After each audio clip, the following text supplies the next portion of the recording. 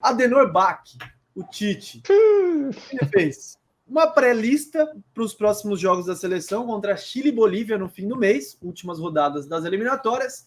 Ele convocou, aliás, nessa pré-lista está o trio do Flamengo e o Nino do Fluminense. O trio é Everton Ribeiro, Pedro e Gabigol. ênfase no Pedro, que é reserva do Palmeiras, está sendo convocado para a seleção numa pré-lista. O que você acha disso, Piperno? O Pedro é um jogador de quem o Tite gosta muito.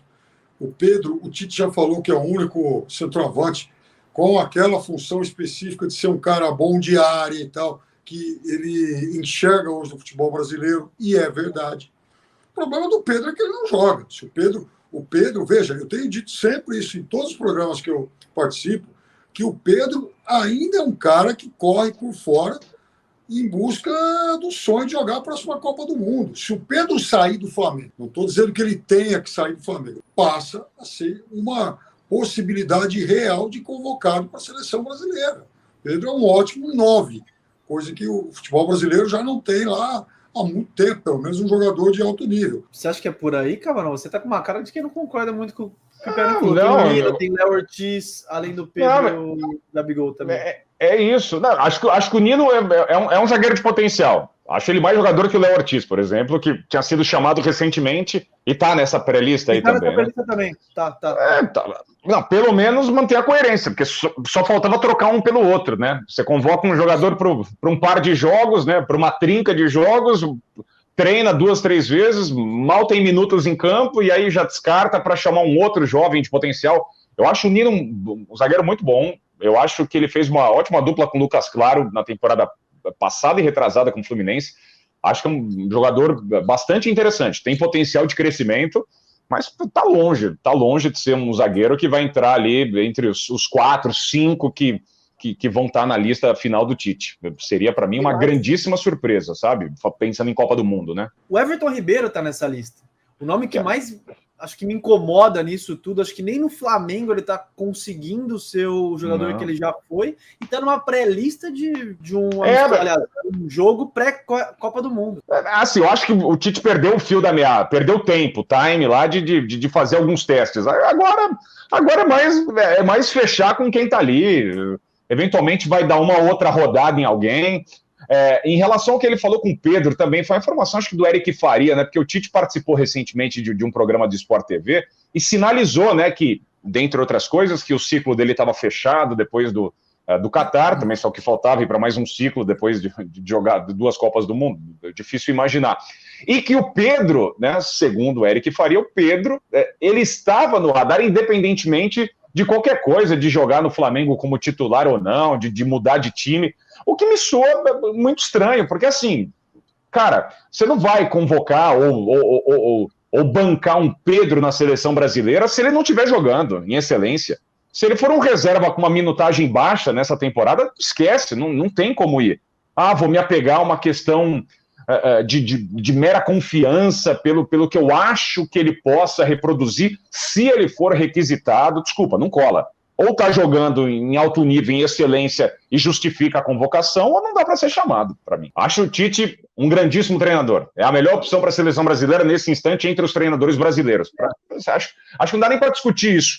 Agora, pensando no próximo ciclo, num novo passo, numa nova ideia, num intercâmbio, acho excelente o Brasil ir para uma aventura estrangeira.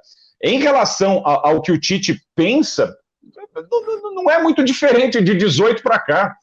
Os erros que eventualmente ele cometeu lá na Rússia, ele está muito, muito próximo de cometer de novo. Ele não vai realizar posturas agressivas, ele não é um cara com esse perfil. Ele gosta de fechar grupo, ele gosta de ter uma relação íntima. A maneira como ele se porta em relação ao Coutinho, que fez mais uma partida muito boa, né, nesse fim de semana, né, pelo Aston Villa.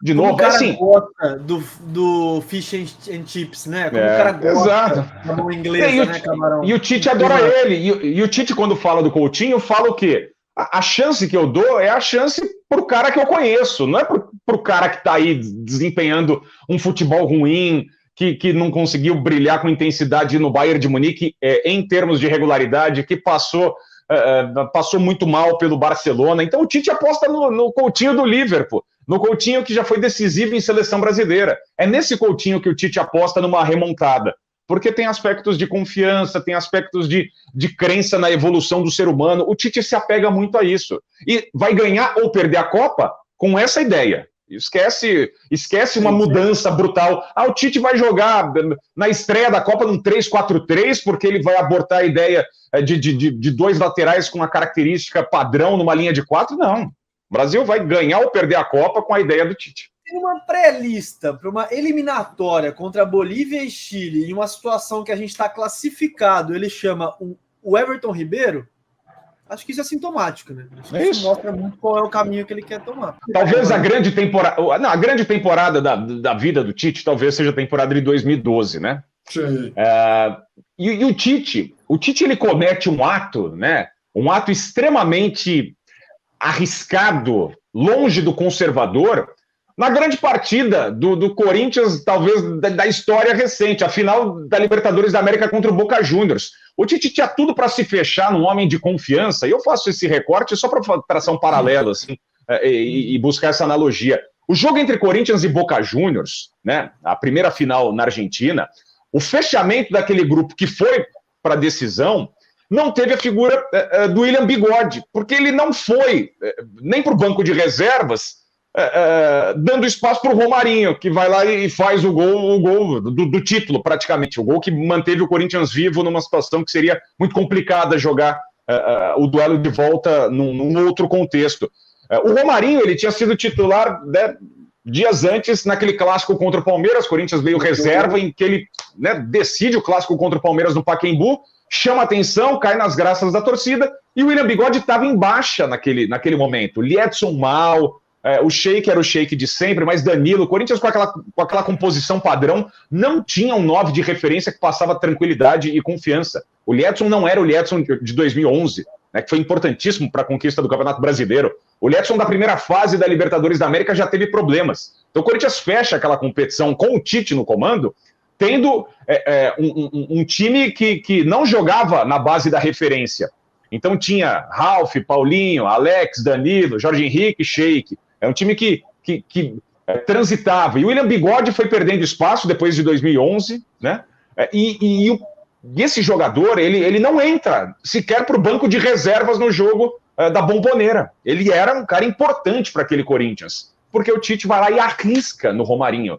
Então, assim, pensando em fechamento de lista para momentos importantes, acho que o Tite podia voltar ao passado e olhar com carinho para esses episódios, acreditar um pouco mais em questões espirituais, muito mais do que a tática, a técnica, a física, momento.